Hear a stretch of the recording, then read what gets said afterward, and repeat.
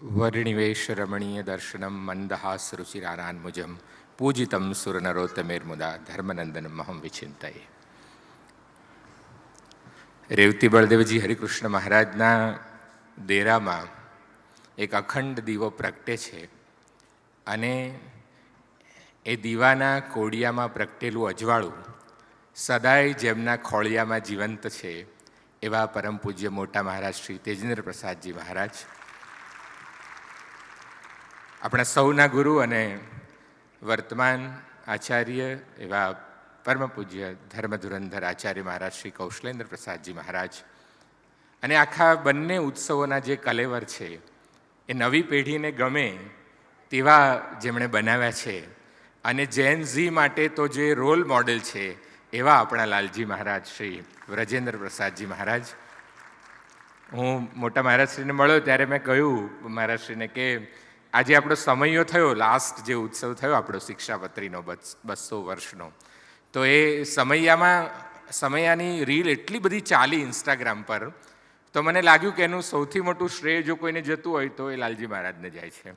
કારણ કે એક યુવાન જ્યારે કોઈ ઉત્સવને ક્યુરેટ કરે ત્યારે કઈ રીતે કરે એનું ઉત્તમ ઉદાહરણ સમયો પણ છે અને આ ભગવાન મળ્યાનો અવસર પણ છે. આ બંને ઉત્સવો એ ઉત્તમ ઉદાહરણ છે કે યુવા દ્રષ્ટિ કેવી હોય. એટલે પૂજ્ય લાલજી મહારાજનો આપણે આભાર માનીએ કે આવું સરસ એમણે આયોજન કરી આપ્યું. તમે જુઓ કે સનાતનમાં જ્યારે જ્યારે પણ ભગવાને ગીતામાં તો કહ્યું છે કે યદા યદા હિ ધર્મસ્ય ગ્લાનિર્ભવતિ ભારત, એવું કહ્યું છે જ્યારે જ્યારે ધર્મની હાનિ થાય છે ત્યારે હું આવું છું. સનાતનને જ્યારે જ્યારે મુશ્કેલી પડી છે ત્યારે ઈશ્વર કોઈને કોઈ અવતાર ધરીને આવે છે. ભગવાન સ્વામિનારાયણે જે કાર્ય કર્યું છે, મને લાગે છે શંકરાચાર્યજીએ એમના સમયમાં બહુ જ અનાચાર, દુરાચાર, કુરિવાજો વધી ગયા હતા, ત્યારે દેશમાં 4 દિશામાં 4 મઠની સ્થાપના કરી. ત્યાર પછી બીજા 800 વર્ષ પછી આ ગુજરાત રાજ્યમાં પણ મુસ્લિમોનું શાસન આવ્યું, ત્યાર પછી અંગ્રેજોનું શાસન આવ્યું. કુવિચારો, અનાચાર, દુરાચાર, કુરિવાજો વધ્યા અને ભગવાન શ્રીહરિ આ ધરતી પર આવ્યા અને એમણે આખાય ગુજરાતને પોતાનું કાર્યક્ષેત્ર બનાવીને 9 મંદિરોની સ્થાપના કરી. આ 9 મંદિરોની સ્થાપના એ સનાતનને એક કરવાનું કામ ભગવાને કર્યું છે. જે શંકરાચાર્યએ કર્યું હતું એવા જ પ્રકારનું કામ ભગવાન શ્રીહરિએ એ ફરીથી અહીં આવી અને કર્યું અને આપણને સૌને આ મોક્ષનો રસ્તો બતાવ્યો. હું જ્યારે બોલું છું ત્યારે મને એક ભાઈ કહેતા હતા કે તમે 9 બોલો છો પણ મંદિર એકચ્યુઅલી 6 છે. કારણ કે એટલે મેં કહ્યું કે હું બહુ આ હિસ્ટ્રીનો પણ અભ્યાસી છું, સંપ્રદાયનો પણ અભ્યાસી છું, એટલે મંદિર તો 9 છે, પણ કેવું થાય કે ઘણા જૂનું સોફ્ટવેર વાપરતા હોય ને તો એ સોફ્ટવેરમાં કેવું થાય કે ફોન્ટ તૂટી જાય, એમાં છગડાનો 9ડો થઈ જાય, 9ડાનો 8ડો થઈ જાય, 7ડો થઈ જાય, એવું બધું થાય. પણ અમારી પાસે લેટેસ્ટ સોફ્ટવેર છે, એમાં 9 જ છે. એટલે આ 9 મંદિરો જે છે ભગવાને સ્થાપિત કરેલા, એ 9 મંદિરોમાં આપણું જેતલપુર ધામ, એનો આજે 200 વર્ષનો ઉત્સવ છે. પરમ પૂજ્ય પીપી સ્વામી અને આત્મપ્રકાશ સ્વામી બંને જ સંતોના ચરણોમાં હું ખૂબ ખૂબ વંદન કરું છું. હું તો અહીંયા સાંભળવા આવ્યો છું કારણ કે આ જેતલપુરની ભૂમિ એ સામાજિક ક્રાંતિના શંખનાદની ભૂમિ છે. આ જેવી તેવી ભૂમિ નથી. કારણ કે ભગવાન સ્વામિનારાયણે અહીંયા શું કર્યું તમે જુઓ કે જ્યારે એક પણ યજ્ઞ પશુ બલિ વગર નહોતો થતો ત્યારે ભગવાન સ્વામિનારાયણે વૈદિક પરંપરાને પુનઃસ્થાપિત કરી અને પહેલો અહિંસક યજ્ઞ જ્યાંથી કર્યો એ આ જેતલપુર ભૂમિ છે. આજે આપણે વેગનની વાત કરીએ છીએ, આજે માંસાહારી લોકો પણ શાકાહારી થવા માંગે છે. એ શાકાહારની વાત, એ અહિંસાની વાત ગાંધીજી પહેલા પણ જો કોઈએ કરી હોય તો ભગવાન સહજાનંદ સ્વામીએ આ જેતલપુરની ભૂમિ પર કરી. તમે જુઓ આપણે કેટલા એડવાન્સ છીએ સંપ્રદાય તરીકે. નાથીબાઈ નામની એક ગણિકા છે, એ લોટ દળી અને કોઈ ઉત્સવમાં આપે છે અને એ ગણિકાનો લોટ સ્વીકારવો કે કેમ લોકો અવઢવમાં છે, ત્યારે આ રામાનંદ સ્વામીએ જે ગાદી સોંપી હતી એ ગાદીના વાહક સહજાનંદ સ્વામી એમ કહે છે, ભગવાન સ્વામિનારાયણ એમ કહે છે કે ના, ભલે નાથીબાઈએ દળેલો લોટ છે પણ એને ભાવથી આ ઈશ્વરીય કાર્ય કર્યું છે એટલે એને સ્વીકારવો રહ્યો. મિત્રો, આજે યુનો આજે 21મી સદીમાં સોશિયલ ઇન્ક્લુઝનની વાત કરે છે. ભારત 2023માં સોશિયલ ઇન્ક્લુઝનની વાત કરે છે. ભગવાન સ્વામિનારાયણે 200 વર્ષ પહેલાં નાથીબાઈનો લોટ સ્વીકારીને સોશિયલ ઇન્ક્લુઝનનું ઉત્તમ ઉદાહરણ અહીંયા પૂરું પાડેલું. એ આ ભૂમિ છે.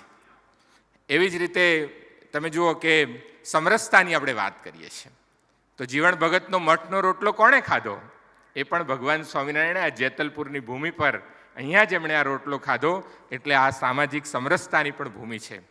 તો આપણે, મારો કહેવાનો અર્થ એ જ છે મિત્રો કે આપણે 200 વર્ષ એડવાન્સ છીએ.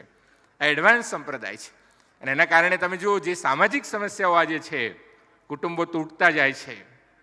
આજે બહુ વિચિત્ર યુગમાં બાપજી આપણે જીવી રહ્યા હોય એવું મને લાગે છે કે તમે જુઓ કે આ એઆઈ આવી છે તો મને એમ લાગે છે કે આપણી ઇન્ટેલિજન્સ એ આર્ટિફિશિયલ થતી જાય છે અને સ્ટુપિડિટી નેચરલ થતી જાય છે.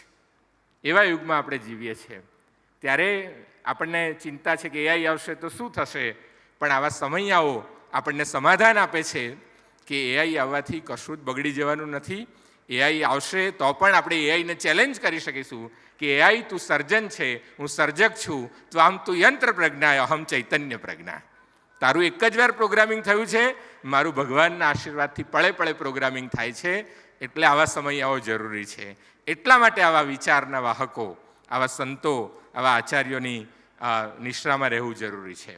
આપણને ધર્મકુળનો આશ્રય મળ્યો છે. કશું જ વિચારવાની જરૂર નથી, કારણ કે ભગવાન પોતે જ કહીને ગયા છે કે માટે વિચારીને વાત કીધી રે, ઘણું સમજીને ગાદી દીધી રે. એમણે જ સમજીને ગાદી આપી છે, એટલે આપણે બહુ સમજવાની જરૂર નથી. મારા એક મિત્ર છે, મને કહેતા હતા કે સાહેબ તમે બધા સમસ્યાઓનું સમાધાન આપો છો, તો મને કોને કે સંસ્કૃતમાં પત્નીને કંઈ કહેવું હોય તો શું કહેવાય? બધું સંસ્કૃતમાં નહીં, પત્નીને કોઈ પણ ભાષામાં કશું ના કહેવાય, એને સમજાવી જ ના શકાય. એટલે ઘણી વસ્તુ એવી હોય છે કે સમજવાની નથી હોતી અને પ્રેમ કરવાનો હોય છે. એટલે આ ગાદી ભગવાને આપી છે, સમજીને જ આપી છે.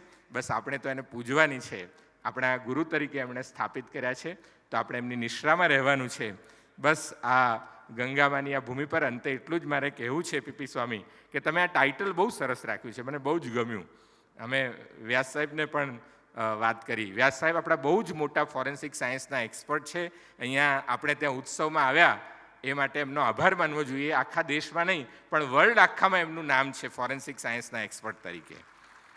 એટલે ભગવાન મળ્યાનો અવસર, એટલે ભગવાન ક્યારે મળે તો મને એમ લાગે છે કે આપણામાં દેવ સરોવર જેવી પવિત્રતા હોય, ગંગામાં જેવો પ્રેમ હોય, નાથીબાઈ જેવો નિષ્કામ ભાવ હોય, જીવણ ભગત જેવી નિષ્ઠા હોય અને ધર્મકુળનો આશરો હોય તો ભગવાન મળે મળે અને મળે જ. એ ખાતરી છે. સહજાનંદ સ્વામી એના પર સહી કરીને ગયા છે. બસ મને અહીંયા બોલવાનો અવસર આપ્યો એ માટે પરમ પૂજ્ય મોટા મહારાજશ્રી, લાલજી મહારાજશ્રી, આચાર્ય મહારાજશ્રી, સૌ સંતો, સૌનો ખૂબ ખૂબ આભાર માનું છું. સૌ સંત ચરણમાં અને હરિભક્તોને વંદન કરીને વિરમું છું. જય સ્વામિનારાયણ. ખૂબ આભાર.